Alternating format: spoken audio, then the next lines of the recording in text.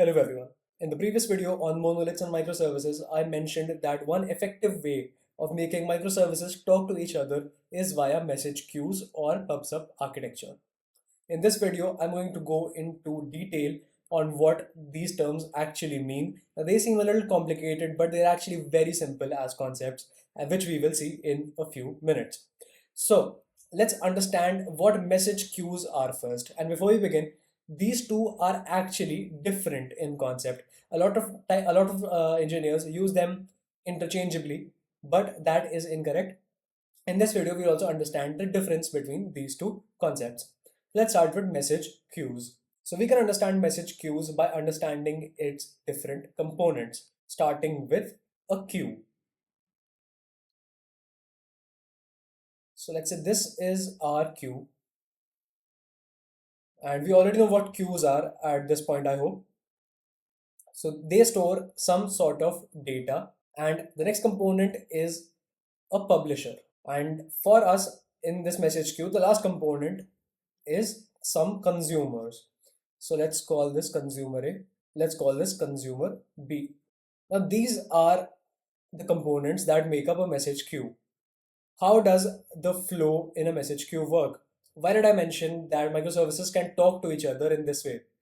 So if you remember the previous video, and if you don't, then I suggest you watch it.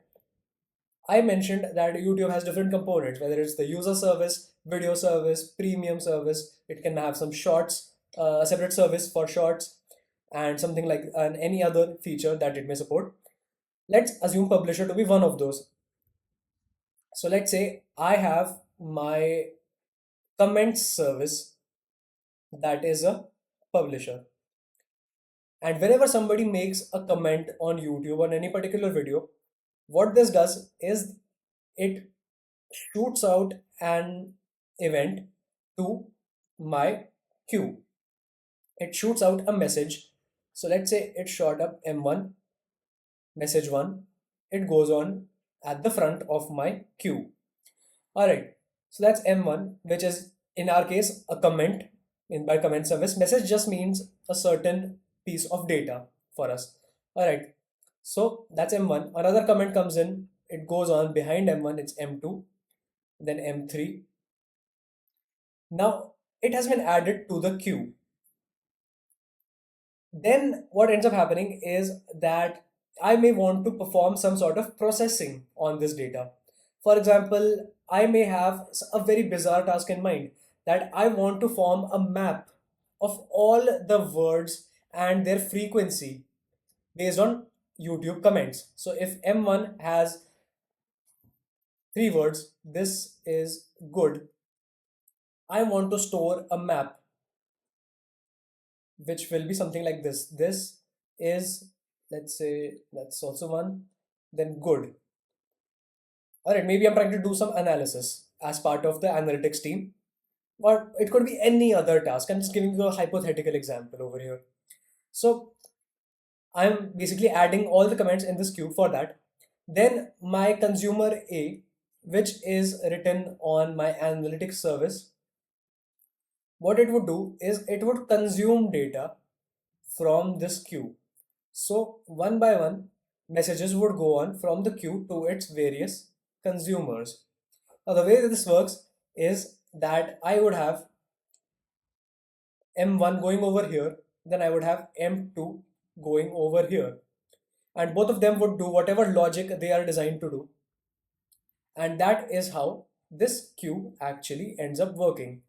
So question is, why do we need this message queue? Why can't this publisher just send everything to consumer A and consumer B directly? Because sometimes there is a lot more than just two consumers as a part of our ecosystem, right? So what we want is a single resource where we can send our data, then we can have two consumers, three consumers, 100 different consumers. Now the publisher is not burdened with sending our data to each one of them. It just needs to send our data to the consumers. Then the burden is on the consumer itself that it has to connect to this queue and get the data whenever it wants.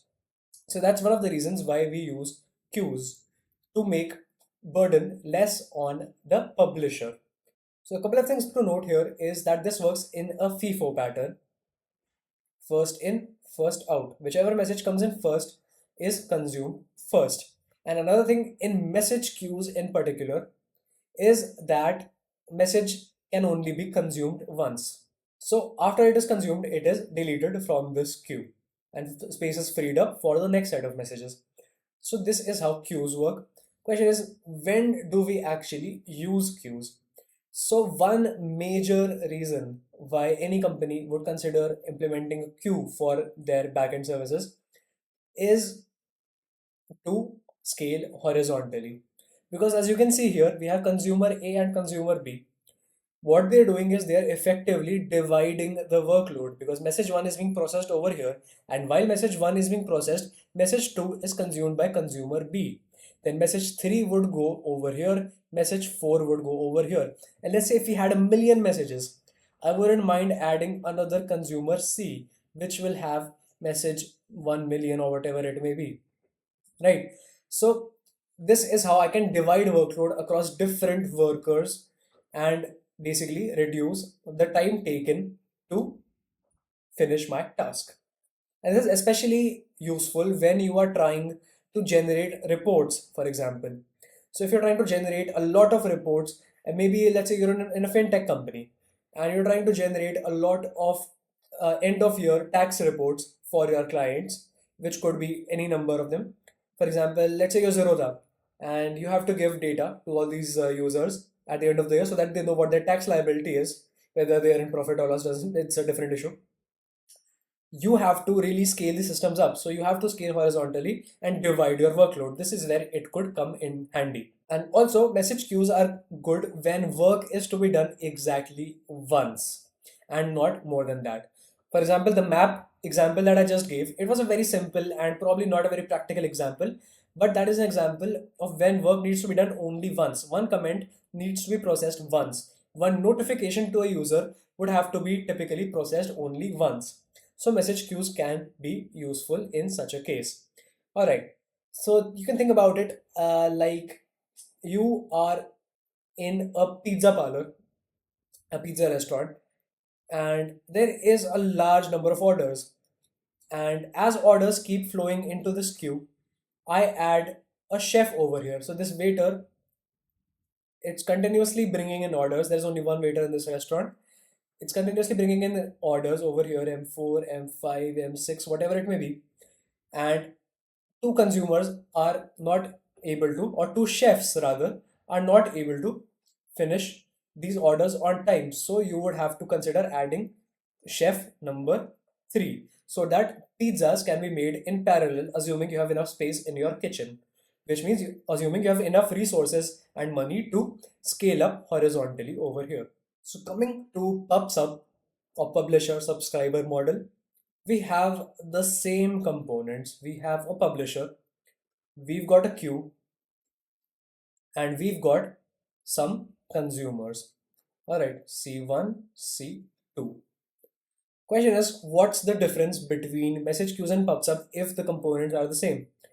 Well, the difference is in the number of times a certain element can be consumed. All right, so that is where it lies. Let's say we have some messages again, M1, M2, M3. Now, the difference with publisher subscriber model is that this message M1, it goes at least once. You can note this point down if you are making notes, which I hope you are, because this is a concept that is usually not remembered very well by people. Each message is consumed at least once, whereas above it was at most once. Of course, depends on your architecture, it can vary, but this is at least once. So M1 will be again processed at least once by all the consumers that have subscribed to this particular queue. So M1 will go here, M1 will also go here. So you see, you would use a PubSub model when you want to do the same work multiple times. Now that sounds weird, but when I say it in different words, for example, a broadcast system, maybe now it would make a lot more sense to you, because it's just one message which has to be sent to a lot of people. And so this particular model can be used in that particular scenario. Now, a good example of that would be you subscribing to this YouTube channel and hitting the bell icon. And so every time I would post a video, what that would do is put in my video over here in the queue, and it would reach you, it would reach your friend, it would reach your neighbor, and in this way, every one of you would get a notification. So you would be very right to ask that if each message is going to all the consumers, it's not necessary that all consumers are up and running at the same time, or maybe I scale up. So will it get all the messages? Will it get only some of the messages? Will it get the messages only after it was up? Or will it get the messages that were added to the queue before its existence? So these are important questions to ask when you learn about the PubSub module, or when you learn about systems or tools like Kafka, which we will cover in the next video. So you can just stay tuned for that as well. So we have, let's say, 3 consumers. How does our queue know which message has been consumed by which consumer? So there is a concept of offsets. Offset basically is a mapping which says that, all right, C1 has consumed messages. Let's say, let's keep it 0, 1, 2, 3. C1 has consumed messages till message number 0. So that's C1 placed over here. C2, which was up from before, let's say, it has consumed messages till this is C2 till M3 over here, and C3 has also processed that many messages. So this keeps track of how many messages are processed by a certain, have been processed by a certain consumer. For example, if it crashes and then comes back up after, let's say, 5 minutes, the queue knows that whenever C3 makes a request to it, it has to start giving it messages from the next one, that is M4. That is how offsets work. So a couple of use cases where you can use this. One of them, very important, is notification systems. It is one of the most widely used concepts when it comes to building a very robust notification system. And even cab sharing services can use it to store driver locations. All right, so whenever a driver moves, their particular app could publish that data to the queue, so that any user who is in the vicinity can have the updated location of the driver. This is location 1, location 2, location 3, and this is your consumer, your device basically. It is getting the updated information. Let's say there are 2 people in the same neighborhood. Both of them will need to know the nearby drivers around them in maybe a cab sharing app. So they could use this particular functionality, or it could be used in a chat application to trigger events. For example, if somebody is typing, so you can trigger that to your system. It could then broadcast it to different consumers. And yeah, all right, I think that's better for you. It could broadcast to different consumers, and that is how it would be useful as well. So one very important question that I haven't answered yet is that why do we really need these particular systems like message queues or pub subs? Because now we've talked about the differences between them, it is also a good idea to talk about their similarities. So what they do is they help in moving from a synchronous architecture to an asynchronous architecture. And that is very important, especially at scale. Because if you have a million notifications to process every single day, and there is an event happening on your app at 7 a.m. And you want to send it to all million of your users, sending it one by one in a single for loop is not exactly going to do you a lot of favors. So you would want a system like message queue, which could process them one by one. Because if you're running, let's say, a for loop and starts from 1, goes up to 1 million, what it would do is that it will inevitably crash. And when it crashes, all of your data will be lost unless you have a lot of logging, a lot of checkpoints in place.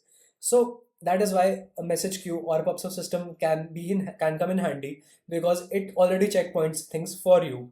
So if it crashes, once it comes back up, it will know where to resume getting messages from. All right, so that's one thing.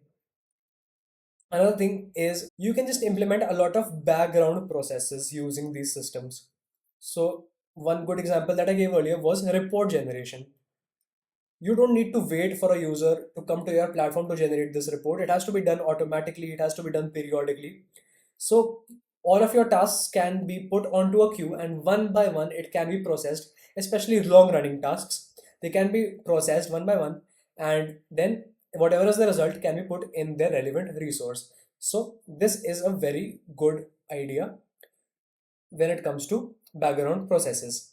So those are the couple of similarities that I wanted to cover. And in the next video, I would like to cover the internals of Kafka, the different components that make up a tool like Kafka. Of course, very similar to what we've discussed here, but I'm going to talk about the technicalities so that whenever you are implementing it, you would know the different terminologies associated with such systems. So I'll see you in that video, and stay tuned and follow for more.